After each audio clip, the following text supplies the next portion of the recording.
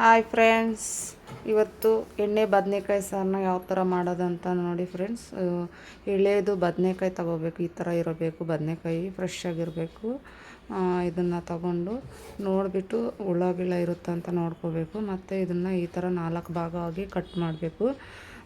Cut ಮಾಡಿಬಿಟ್ಟು ಮತ್ತು ಅದಕ್ಕೆ ಬೇಕಾಗಿರೋ ಮಸಾಲೆಗಳನ್ನ ನೋಡ್ಕೊಳ್ಳಿ ಫ್ರೆಂಡ್ಸ್. ನಾನು ಕೊತ್ತಂಬರಿ ಸೊಪ್ಪು, ಬೆಳ್ಳುಳ್ಳಿ, ಈರುಳ್ಳಿ 1 ಕಟ್ ಮಾಡಿಟ್ಟಿದ್ದೀನಿ, ಟೊಮೊಟೊ 3, ತೆಂಗಿನಕಾಯಿ, ಚಕ್ಕೆ, ಲವಂಗ ಮತ್ತು ಧನಿಯಾ ಪೌಡ್ರು, ಖಾರದ ಪುಡಿ, ಅರಿಶಿನ ಪುಡಿ ಇಷ್ಟು ತೊಗೊಂಡಿದ್ದೀನಿ. ಇದನ್ನು ಎಲ್ಲ ರುಬ್ಕೊಂಡು ಮಿಕ್ಸಿಗೆ ಹಾಕ್ಕೊಂಡು ಎಲ್ಲ ರುಬ್ಕೋಬೇಕು. ರುಬ್ಕೊಂಡು ಆಯಿತು ನೋಡಿ ಫ್ರೆಂಡ್ಸ್. ಮತ್ತು ಆ ಬದನೆಕಾಯಿ 4 ಭಾಗ ಕಟ್ ಮಾಡಿದ್ದೀವಲ್ಲ, ಅದಕ್ಕೆ ಈ ಥರ ಹಾಕ್ಕೋಬೇಕು.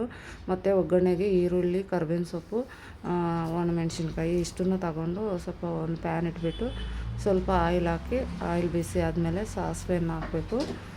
ಸಾಸಿವೆ ಹಾಕ್ಬಿಟ್ಟು ನೋಡಿ, ಎಣ್ಣೆ ಬಿಸಿ ಆಯಿತು, ಸಾಸಿವೆ ಹಾಕಿ ಸಾಸಿವೆ ಚಿಟಪಟ ಅಂತ ಅಂದಮೇಲೆ ಕಟ್ ಮಾಡಿಟ್ಟಿರೋ ಈರುಳ್ಳಿನ ಹಾಕಬೇಕು.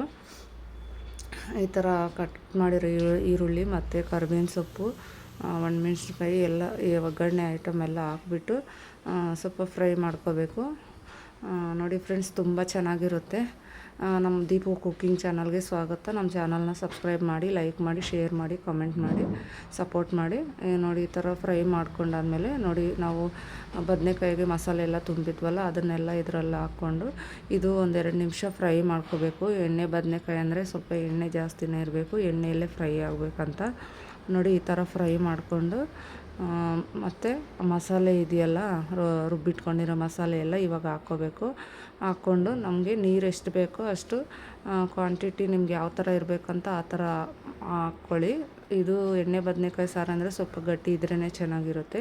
ಇದು ಚಪಾತಿಗೆ, ಮುದ್ದೆಗೆಲ್ಲ ಚೆನ್ನಾಗಿರುತ್ತೆ ನೋಡಿ. ಮತ್ತು ಸ್ವಲ್ಪ ಕಡಲೆಬೀಜ ತೊಗೊಂಡಿದ್ದೀನಿ, 1 ಹಿಡಿಯಷ್ಟು.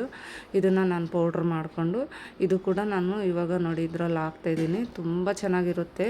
ಈ ಥರ ಒಂದ್ಸಲ ಟ್ರೈ ಮಾಡಿ. ಕಡಲೆಬೀಜ ಪೌಡ್ರ್ ಹಾಕ್ಬಿಟ್ಟು ಈ ಥರ ಈ ಫ್ಲೇವರ್ ಅಂತೂ ತುಂಬ ಸಖತ್ತಾಗಿರುತ್ತೆ. ಯಾರೂ ಮಾಡಿರಲ್ಲ, ಒಂದ್ಸಲ ಟ್ರೈ ಮಾಡಿ ನೋಡಿ ಫ್ರೆಂಡ್ಸ್, ತುಂಬ ಚೆನ್ನಾಗಿರುತ್ತೆ. ನೋಡಿ ಈ ಥರ ಮಾಡಿಕೊಂಡ್ರೆ ಚಪಾತಿಗೆ, ಮುದ್ದೆಗೆ, ಅನ್ನಕ್ಕೆ ಪ್ರತಿಯೊಂದಕ್ಕೂ ಚೆನ್ನಾಗಿರುತ್ತೆ. ದೋಸೆಗೆ ಎಲ್ಲದಕ್ಕೂ ತಿನ್ಬೋದು. ಎಣ್ಣೆ ಬದನೆಕಾಯಿ ಸಾರು ಅಂದರೆ ಯಾರಿಗೂ ಇಷ್ಟ ಇರೋಲ್ಲ ಹೇಳಿ. ನೋಡಿ ಈ ಥರ ಆಯಿಲೆಲ್ಲ ಮೇಲೆ ಬಂದಮೇಲೆ ನೋಡಿ ಹಾಗೆ ಹೋಯ್ತು. ಎಣ್ಣೆ ಬದನೆಕಾಯಿ ಸಾರು ಬೇಗನೆ ಆಗುತ್ತೆ, ಕಮ್ಮಿ ಟೈಮಲ್ಲಿ. ನೋಡಿ ಈ ಥರ ಇರಬೇಕು, ಗಟ್ಟಿ ಇದ್ದರೆ ತುಂಬ ಚೆನ್ನಾಗಿರುತ್ತೆ. ಅನ್ನಕ್ಕೆ ಗ್ರೇವಿ ಥರ ಇರುತ್ತೆ, ತುಂಬ ಚೆನ್ನಾಗಿರುತ್ತೆ. ನೋಡಿ ಫ್ರೆಂಡ್ಸ್, ಒಂದ್ಸಲ ಟ್ರೈ ಮಾಡಿ. ನಿಮ್ಗೆ ಹೇಗೆ ಬಂದಿದೆ ಅಂತ ಕಾಮೆಂಟ್ ಮೂಲಕ ತಿಳಿಸಿ. Okay friends, thank you so much. Bye friends.